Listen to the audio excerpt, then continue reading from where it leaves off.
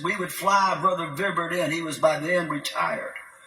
And we would fly him in to preach. He was that anointed. He was that powerful of a preacher.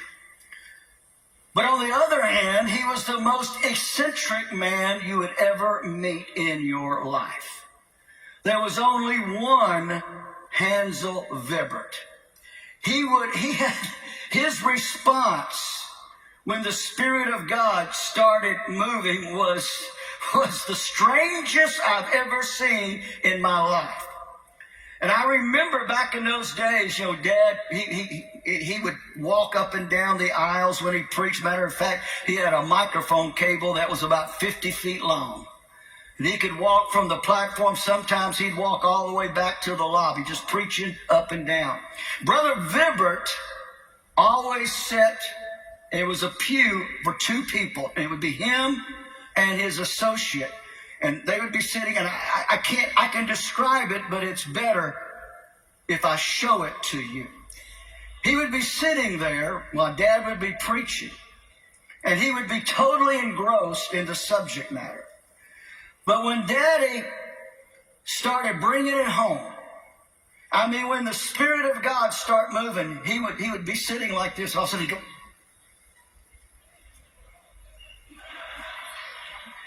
just looking all around.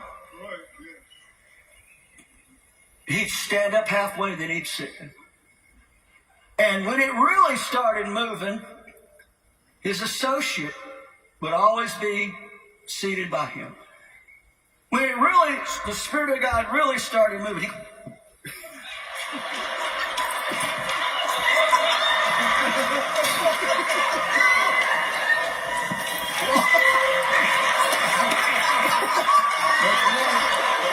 he beat the poor man to death.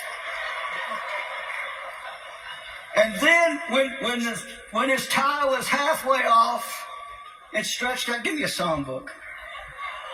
I kid you not.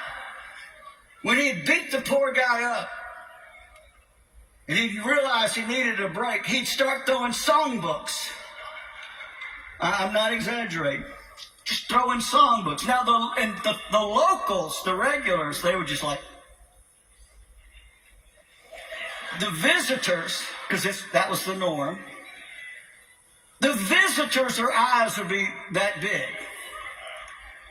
And then, as would happen sometimes, after he threw every single songbook within his reach, and there were songbooks all over the platform, down among the people. And this is God's honest truth.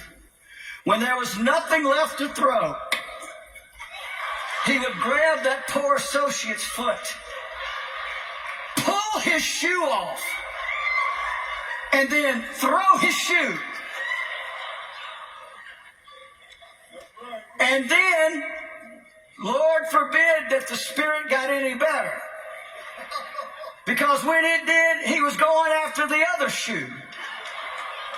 And when that poor man had no more shoes, if there was somebody sitting behind me, and literally, I'm not exaggerating, some nights when the service was over, they were going around picking up songbooks and shoes.